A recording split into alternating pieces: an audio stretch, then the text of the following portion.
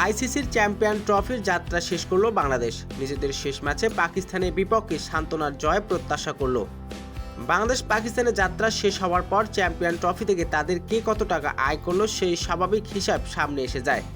আইসিসির এই মেঘা নিলামে আসরের জন্য মোট প্রাইজ মানি বরাদ্দ করা হয়েছে $9.9 মিলিয়ন। এর আগে টুর্নামেন্টে অংশ নিতে দেশ ছাড়ার আগে চ্যাম্পিয়ন হওয়ার স্বপ্নের কথা জানিয়েছিলেন বাংলাদেশের অধিনায়ক নাজমুল হোসেন শান্ত।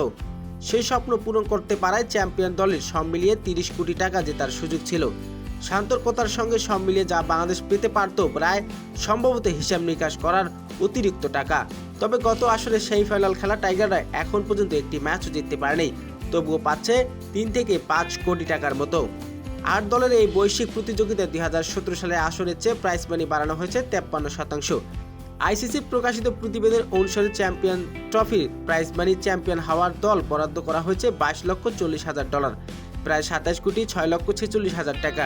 রানার্স আপ হওয়ার দল প্রাইজ মানি হিসাবে পাবে চ্যাম্পিয়ন দলের অর্ধেক অর্থ।